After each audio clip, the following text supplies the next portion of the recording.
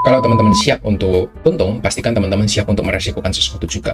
Nggak bisa kamu cuma mau untungnya aja, tapi kamu nggak siap, nggak mau rugi, nggak mau meresikukan sesuatu. Itu nggak bisa, namanya kamu egois gitu ya. Nggak ada market seperti itu. Kamu akan daily time frame-nya ini, dia harus jebol di bawah itu dulu.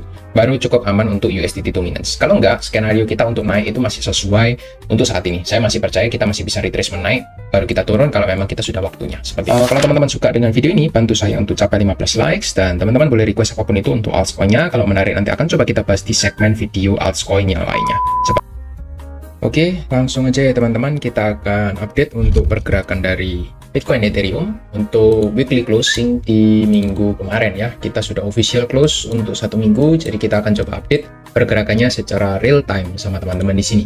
Kita akan coba langsung cek untuk weekly close ya di Bitcoin dulu yang pertama, dan disclaimer on untuk semua informasi yang akan kita sampaikan di video kali ini hanya merupakan edukasi, bukan ajakan membeli dan juga menjual. Jadi teman-teman harus bijak lagi menganalisa market saat ini. Nah, Bitcoin ini berhasil close untuk engulfing yang pertama kalinya seperti yang sudah kita sampaikan di hari kemarin, hari Minggu. Sejak bulan Januari kita for the first time ya, di sini nggak ada, di sini nggak ada engulfing, dan ini yang pertama kali karena dia sudah breakdown ya. Kalau teman-teman lihat, dia sudah breakdown dari area ini. Close di 2 minggu kemarin kita close di bawah area tersebut, jadi kita punya swing high dan swing low yang baru. Jadi kita nggak mampu untuk tembus swing low, malah kita close di atas area swing high sebelumnya. Jadi official kita masuk dalam bullish engulfing. Hopefully ini bisa menjadi area bottom support kita yang pertama, 73 sampai 74 ribu.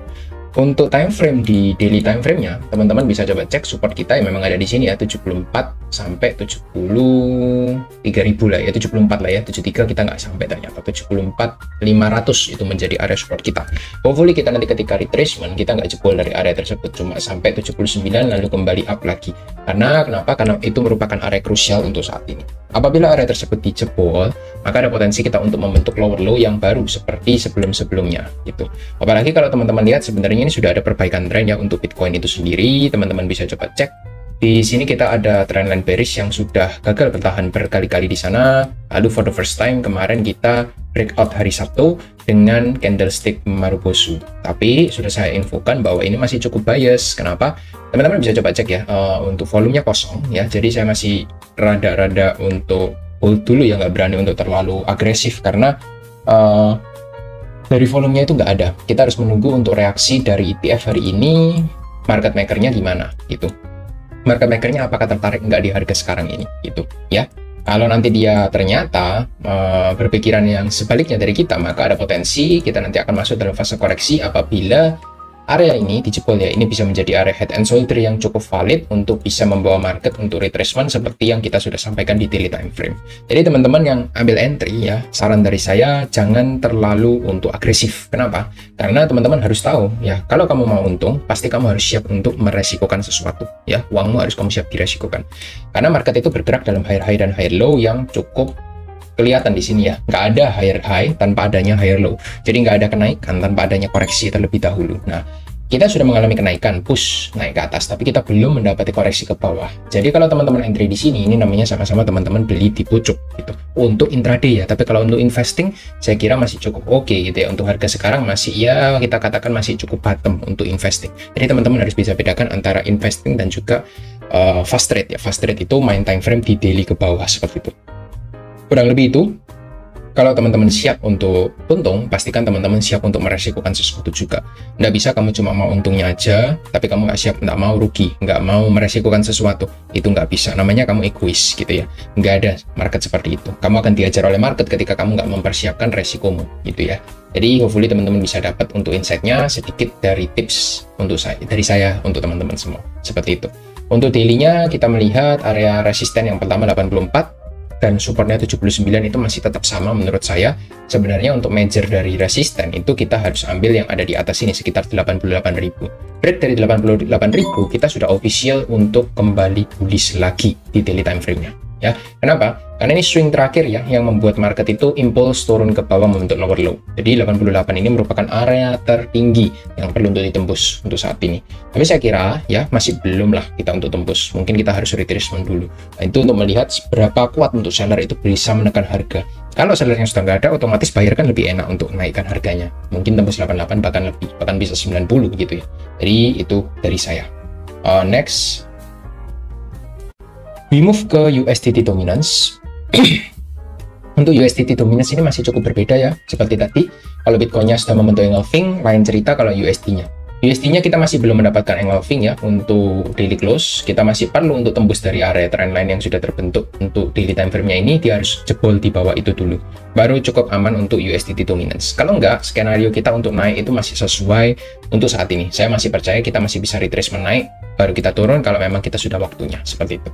Tapi kalau misalnya kita membentuk high lagi, ya berarti teman-teman lihat ya, di sini nggak ada bedanya sama ketika momen koreksi sebelum-sebelumnya.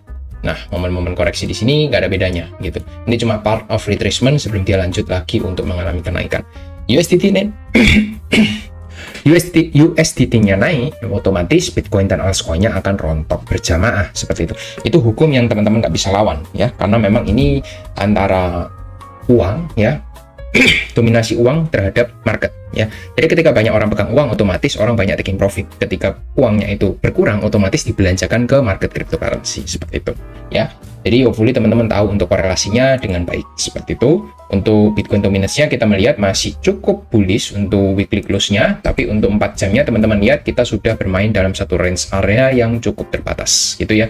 Tinggal PR-nya, kalau Bitcoin dominance ini belum mampu dia untuk pullback ya, dia akan langsung lanjut naik ke atas, maka skenario kita untuk altcoin-nya mungkin akan mendapatkan retracement, sepertinya akan tertunda dulu gitu.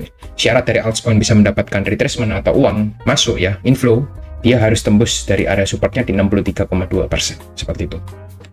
Unless itu saya masih belum cukup melihat ada peluang untuk di altcoin-nya. Ya, teman-teman nanti lihat ya ketika Ethereum, saya akan coba tunjukkan kenapa kok belum ada peluang ya. Nanti teman-teman bisa coba cek sendiri. Terakhir kita akan coba cek total 3 untuk weekly-nya. Sudah cukup bagus ya, retrace di atas area support, tinggal PR-nya di daily time frame ini ketika dia sampai area supply, apakah pullback-nya bisa korektif ataukah impulse turun membentuk lower low lagi, sama seperti Bitcoin-nya. Kita sudah sampai supply, jadi masih wait and see dulu untuk saat ini ya. And then next, untuk others dominance, teman-teman bisa coba cek untuk closing dari weekly-nya cukup bagus, tapi masih terbatas juga penguatannya. Mungkin kita cuma naiknya akan terbatas sedikit, lalu kita akan retracement ke bawah lagi seperti total 3 dan Bitcoin-nya sama. Tapi untuk others dari dominance-nya, bukan market cap ya, di sini others dominance, saya kira kita masih bisa membentuk lower low lagi. Ya, kenapa? Kalau others dominance ini bisa membentuk lower low, teman-teman lihat, selama Bitcoin-nya masih Bitcoin dominance-nya itu masih bertahan di atas area resisten, others dominance itu juga masih akan susah untuk kembali overlap dari pergerakan Bitcoin itu sendiri. Ya, ini kelihatan sendiri, teman-teman bisa coba cek. Nah, pergerakannya masih cukup terbatas untuk saat ini. Kurang lebih itu yang bisa saya sampaikan. Kita move ke Ethereum yang terakhir ya. Untuk Ethereum, untuk weekly close, teman-teman bisa coba cek, kita masih bertahan ya untuk closing-nya di atas 15.50. Dan ini menjadi area support kita yang selanjutnya di minggu ini. Kita harus mempertahankan area ini ya, pertaruhannya. Apakah dia bisa breakout membentuk bullish engulfing atau morning star di sini, ataukah kita malah membentuk breakdown lagi, breakdown support ke 1281 seperti itu. Jadi ini menjadi pertanyaan yang cukup krusial menurut saya. Tapi menurut saya untuk daily time frame, selama kita belum breakout dari area trendline yang terbentuk di sini, saya kira masih penguatannya sangat terbatas dan peluang kita untuk long masih belum terbuka untuk saat ini. Melihat dari Bitcoin dominance-nya yang terus mengalami penguatan seperti itu. Jadi teman-teman nggak usah bingung ya. Untuk altcoin-nya teman-teman pantau aja Bitcoin dominance. Tapi kalau teman-teman mau fokus di Bitcoin-nya, trading di Bitcoin, di time frame kecil, teman-teman pantau aja di USDT dominance gitu. Kecuali memang ada altcoin yang punya performa yang lebih bagus daripada Bitcoin, ada beberapa memang, teman-teman bisa coba screening sendiri. Nah, itu terserah. Teman-teman ikuti teknikalnya boleh. Dan pantau USDT dominance-nya tentunya ya. Sebagus-bagus apapun koin itu, kalau USD-nya naik, ya otomatis koin teman-teman akan turun ya. Jadi jangan melawan tren sekarang sedang bearish untuk short term-nya ya. Untuk long term-nya sih saya masih percaya untuk bullish, tapi short term-nya kita mungkin masih masuk dalam fase koreksinya. Untuk peluangnya sih untuk Ethereum saat ini ya saya melihat untuk peluang short ya, karena kita sudah berada di area resisten, reject 3 kali, di sini ada trendline. Kalau mau long ya nggak bisa terlalu tinggi untuk targetnya. Kalau short kan enak ya. Kalau short kita ambil sini, stop loss-nya di atas, taking profit-nya TP1 di bawah, ini sudah kelihatan 1/2 lebih di sini. Kalau kita TP-nya di bawah lagi misalnya di sini 1/3, 1/4 itu bisa dapat. Jadi lebih bagus untuk kita manfaatkan misalnya untuk short ya. Kalau teman-teman yang memang trading di intraday ya, teman-teman boleh cari-cari posisi dulu. Kurang lebih itu untuk update dari market kita di weekly close. Kalau teman-teman suka dengan video ini, bantu saya untuk capai 15 likes, dan teman-teman boleh request apapun itu untuk altcoin-nya. Kalau menarik nanti akan coba kita bahas di segmen video altcoin yang lainnya. Seperti itu.